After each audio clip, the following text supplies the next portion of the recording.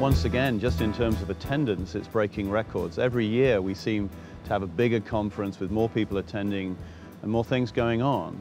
But most of all, I think bringing this community together, every single year I'm struck by the vibrancy, the energy, and the enthusiasm of the community. It really is the most incredible, powerful ecosystem for all of us, not just for Inmarsat, but for our partners and between partners as well.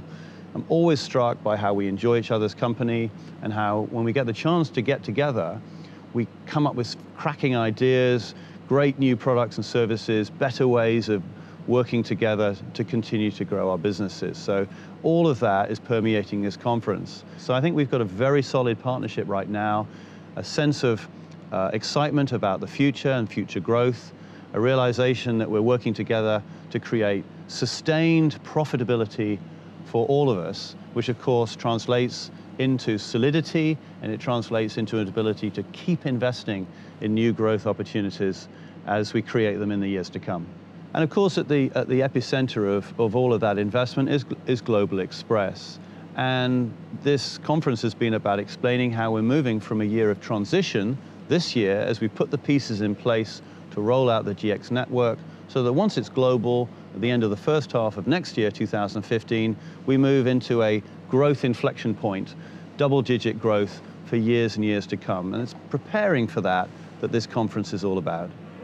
Well, actually, interestingly, one of the themes that I introduced in my welcome to the conference, in which we've seen come back again and again and again, even in the first day of the conference, is this realization that the satellite world, our world that used to be insulated from so much of what was going on in terrestrial telecommunications, is now being sucked along in the wake of some incredible developments in global terrestrial telecommunications. You know, we now live in such an overwhelmingly connected world. We see it with our children, we see it with our lives as businessmen, we see it everywhere we go, that increasingly people are living an untethered world to a device in their hand, on the move, and they're living out their life supported by applications and services and solutions, many of them hosted in the cloud. You know, we bank by e-commerce. So many of the applications we use in Inmarsat as an enterprise are in the cloud or hosted through virtual private networks, and we access them on the move from our iPads, from our laptops, from our iPhones, and so on. And one of the things that's coming through in the conference this year is the realization that not only are these trends directly translating into our satellite world so that our mariners, our ships, our aircraft, our government users also want to live an untethered life at the edge, accessing applications and solutions remotely, which of course is very, very exciting in itself. But also, terrestrial users now see satellite as a really viable option to extend their coverage, to deal with coverage issues as they become increasingly reliant on connectivity to live their lives. And they also want to use us for redundancy and resiliency, because they need to have a backup when terrestrial networks are not available or when they go down for any reason. And those two big drivers from millions of terrestrial customers are going to transform our business in the next decade.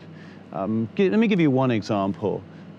People, when they fly on an aircraft now, they're demanding to be connected. They've gone from a world where they'd be perfectly happy to sit on a plane and be entertained by a film. Now they want to continue to behave as they do on the ground. They want to do their social networking, their emails, their video conferences, and they want to download their own content and view their own content where they want, when they want, how they want. And that's a transformation. But there are many, many different ways in which our satellite world is beginning to have real relevance to governments, to enterprise, and to consumers, even in a terrestrial environment.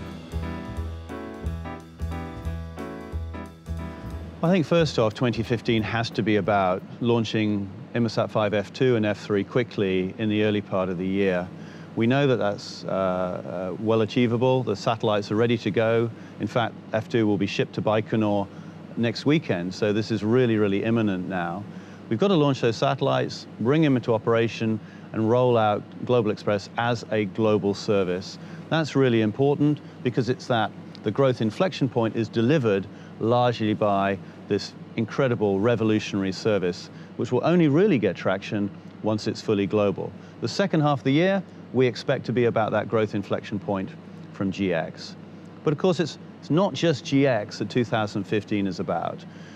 We've launched a huge number of very innovative services this year, and we expect those services to get a lot of revenue traction and growth next year.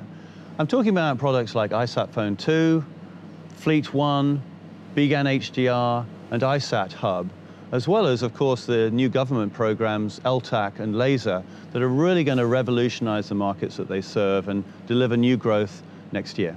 I think the third piece is equally exciting. It's our new S-band investment in Europe, where we're looking to retire regulatory risk next year and make the fundamental building block decisions to be able to start to deploy the ground network that will complement the satellite program so that we could be in billing with that revolutionary service as early as late 2016, early 2017. So another very exciting year of innovation and diversification.